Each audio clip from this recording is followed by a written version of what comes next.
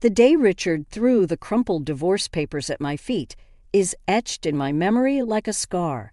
I remember standing there, frozen as he said those chilling words. "I've sold the house because I'm moving in with her. It's over, Anna." I was 34 then, a devoted homemaker to our son Jason, who was barely 13. Our life as I knew it shattered in that single moment. I was blindsided, naive, and utterly unprepared for what was to come. Richard and I met when I was just 19. He was 26, a charming man working at a pharmaceutical company's main office. I was a fresh high school graduate, working as a receptionist at one of its subsidiaries. His attention flattered me. I was young, inexperienced, and he seemed like a dream come true. Our whirlwind romance led to an unplanned pregnancy, and before I knew it, we were married in a modest ceremony. Life then was simple, or so I thought. I devoted myself to our home and to Jason. Richard was often busy, his presence in the house dwindling over the years. I didn't question it. I was too caught up in the day-to-day of raising our son and managing our home. The day he left, everything crumbled. I was forced to confront the reality that had been lurking beneath the surface of our seemingly happy life. Richard's infidelity, his growing distance. The signs were all there, but I had chosen to ignore them. With nowhere else to go, Jason and I moved back to my family home. My sister Laura and her husband were not exactly welcoming.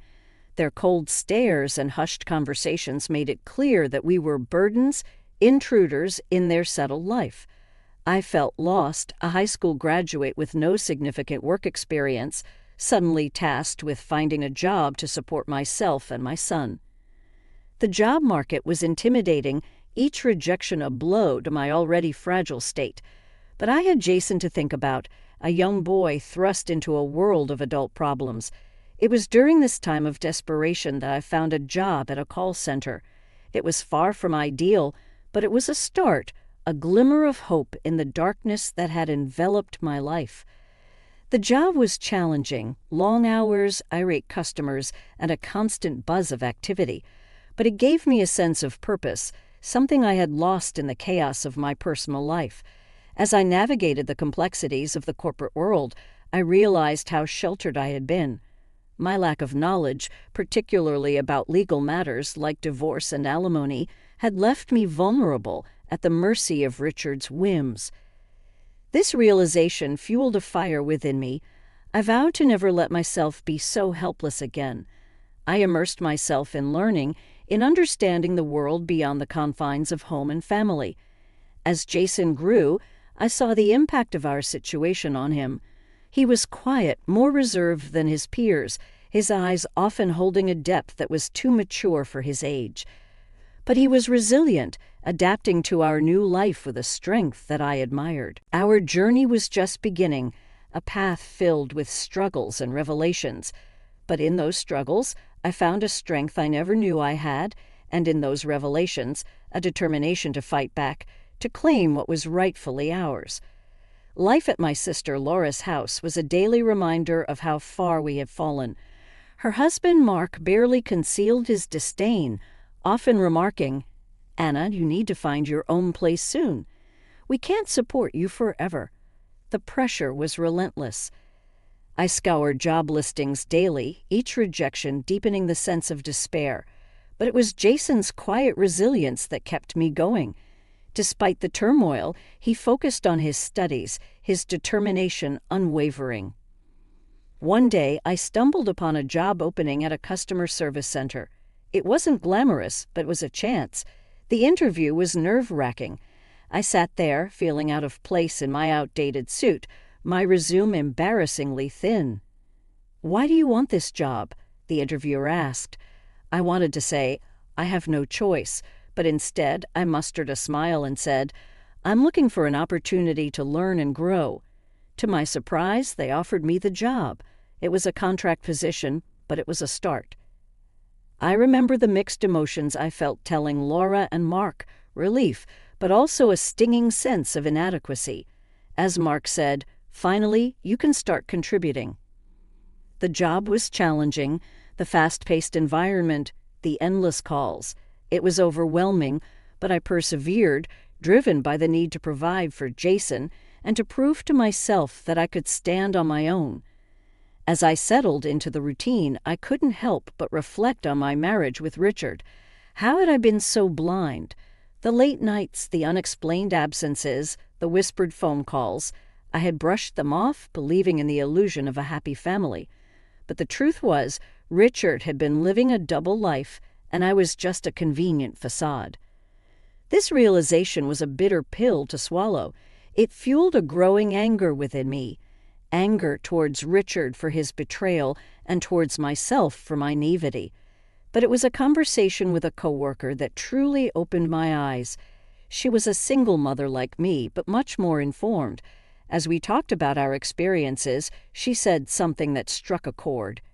"Anna, did you get any alimony or child support? You know you're entitled to it, right?" I was stunned. The thought had never crossed my mind. Richard had left us with nothing, and I had just accepted it. I realized then how much I didn't know, how unprepared I was for the real world. Determined to make things right, I began to educate myself. I read books, searched online, anything I could find on divorce and family law. The more I learned, the more I understood the extent of Richard's manipulation. And then one day I received a call from Jason's school. He had been in a fight. My heart sank as I rushed to the school, fearing the worst. But what I found was not a troubled child, but a young man pushed to his limits. "He called you a gold digger," Jason said, his eyes fiery with anger. "He said you were after Dad's money. I couldn't let him say that about you." I was speechless. The pain and humiliation of our situation had reached my son, poisoning his world. It was a wake-up call. I couldn't let Richard's betrayal define us any longer. That night, as I watched Jason sleep, I made a vow. I would fight back. I would reclaim what Richard had taken from us, not just for my sake, but for Jason's. It was time for Richard to face the consequences of his actions. The small apartment we eventually moved into was a far cry from the home we once shared with Richard, but it was ours. The walls were bare, the furniture minimal, but it represented a fresh start. Jason adapted quickly, his resilience continually surprising me. He threw himself into his studies with a fervor that was both impressive and concerning. "I want to do well, Mom, for us," he would say, his determination shining through his words. I had been working at the call center for a year now. The job was still demanding, but I had grown more confident, more adept at handling the challenges. The sense of achievement was small, but it was there, a constant reminder that I was more than Richard's discarded wife. One evening, as Jason and I were having dinner, he looked up from his plate and said, "Mom, do you ever think about Dad?" The question caught me off guard. Richard was a subject we rarely touched upon. "Sometimes," I admitted, "but not in the way you might think. I think about what he did to us, how he left us with nothing." Jason's eyes darkened. "I hate him for what he did. He thinks he can just walk away without any consequences." His words struck a chord in me. The anger, the sense of injustice that had been simmering within me found resonance in Jason's words. "You're right," I said, my voice steady. "He shouldn't get away with it." Over the next few weeks, I began to research more about divorce and family law. I learned about alimony, child support, and the legal avenues available for redress. The more I learned, the more empowered I felt. Then a breakthrough came. I discovered that in cases of infidelity, the betrayed spouse could file for alimony even years after the divorce, under certain conditions. This information was a revelation. Richard had cheated, and I had proof. The late-night calls, the secret behavior, it all added up. Emboldened by this discovery, I approached a lawyer. She was sympathetic, her eyes reflecting an understanding that went beyond professional courtesy. "You have a case," she said, "but it won't be easy. Are you ready for this?" I nodded, my resolve firm. "I'm ready for myself and for Jason." The lawyer laid out a plan. We would file for alimony, citing Richard's infidelity and his failure to provide financial support after the divorce. The process would be long and possibly contentious, but I was prepared. I had to be. Jason was supportive, his quiet strength a constant source of comfort. "We'll get through this, Mom," he assured me. "We're in this together." The day we filed the lawsuit, I felt a mix of emotions, fear, anxiety, but above all, a sense of righteousness. Richard had wronged us, and it was time for him to answer for his actions. As the legal proceedings began, I braced myself for the backlash. Richard was not going to take this lying down, but I was no longer the naive young woman he had left behind. I was stronger, wiser, and I was ready to fight. The legal battle against Richard was like opening a Pandora's box. The lawyer's investigation unearthed more than just infidelity. It revealed a web of lies and deceit that Richard had woven over the years. One afternoon, as we sat in the lawyer's office, she presented us with a file. "This is more than I expected," she said, her tone serious. "Richard wasn't just unfaithful, he was living a double life." The documents in the file painted a damning picture: bank statements, credit card bills, and photos. Evidence of Richard's secret life, a life filled with luxury and indulgence, all while neglecting his family. "Look at this," the lawyer pointed to a photograph.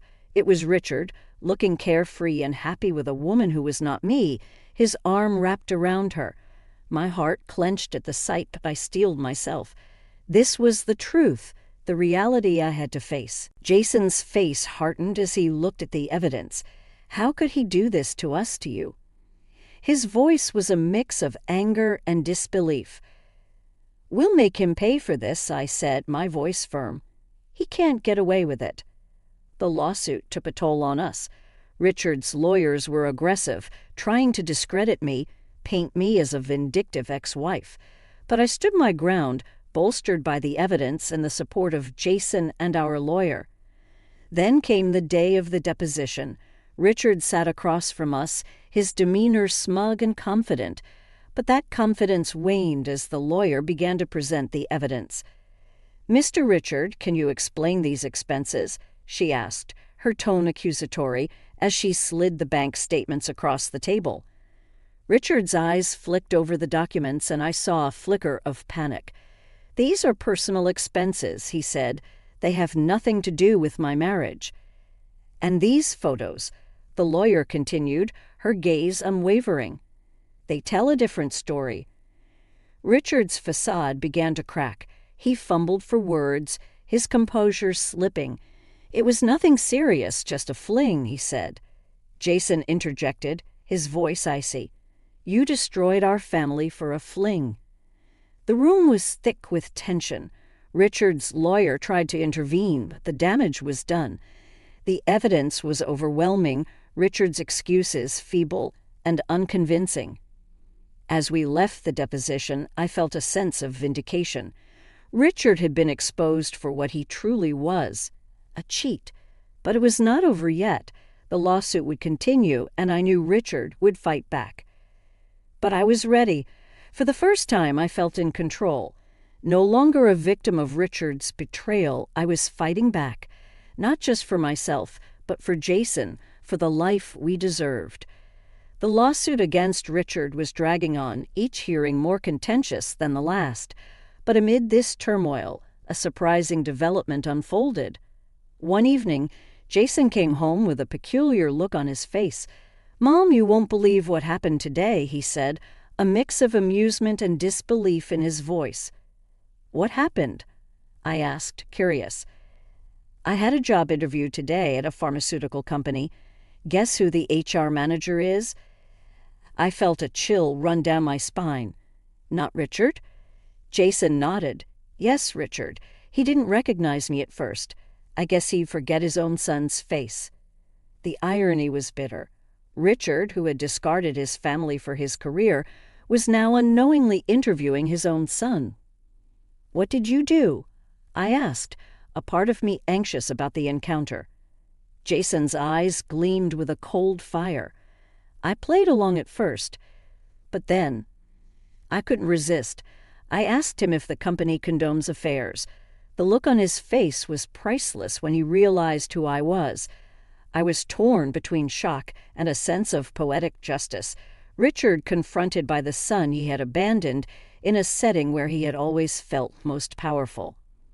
"What did he say?" I pressed, my heart racing. "He denied it, of course," Jason replied.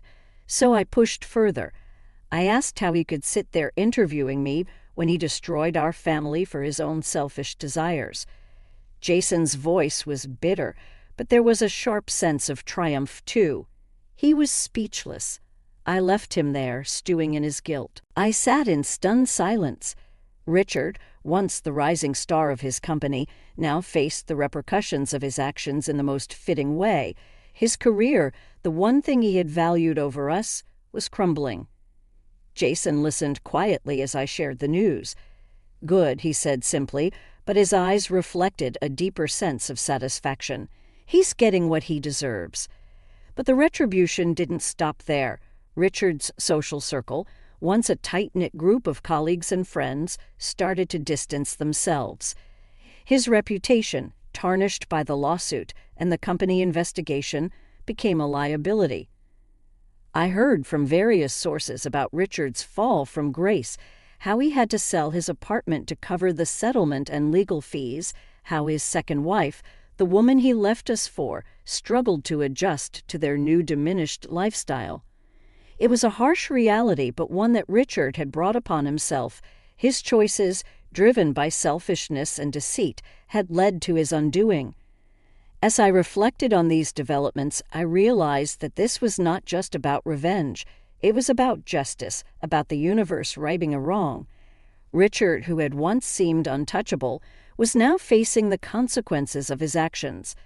Jason and I talked about it one evening, the discussion more reflective than vengeful.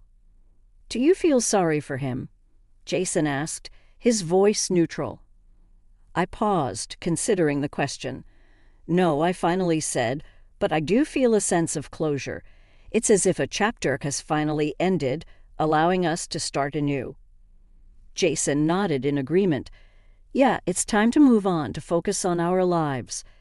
The chapter closes with Anna and Jason looking towards the future, the weight of the past slowly lifting from their shoulders. They had faced adversity and emerged stronger, ready to embrace the next chapter of their lives. With the legal battle behind them and Richard facing the consequences of his actions, a new sense of freedom enveloped their lives. It was as if they had been released from a dark cloud that had loomed over them for years. Their small apartment, once a symbol of struggle, began to feel more like home.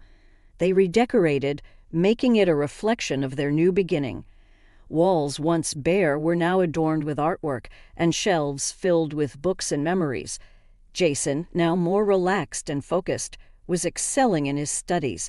His previous resolve, born out of anger and a desire for justice, had transformed into a genuine passion for learning. "I'm thinking of applying for a research internship this summer," he told me one evening, his eyes bright with excitement. "That's wonderful, Jason," I said, feeling a surge of pride. "You've worked so hard for this." Their conversations shifted from the past to the future, from what they had endured to what they hoped to achieve. They talked about travel, about the places they wanted to see, and the experiences they wanted to have. As they sat sipping coffee in their newly decorated living room, Anna brought up a topic that had been on her mind. "Jason, have you thought about dating? Meeting someone special." He chuckled, a bit embarrassed. "I've been so focused on school and everything else, but yeah, I think I'm ready to start dating." Anna smiled, happy to see him considering a normal, happy aspect of life. After everything they had been through, it felt like a victory in itself. As for Anna, she had grown in her role at the call center, taking on more responsibilities and even mentoring new employees. The job that had once been a necessity had become a source of fulfillment. One evening as they were having dinner, Jason looked up from his plate and said, "Mom, I've been thinking. We should invite Grandma to come and live with us. She's been alone since Grandpa passed, and I think she'd like it here." The suggestion warmed Anna's heart. "I think that's a great idea, Jason. She's always been there for us. It would be nice to have her close." Their lives had taken a turn towards peace and contentment.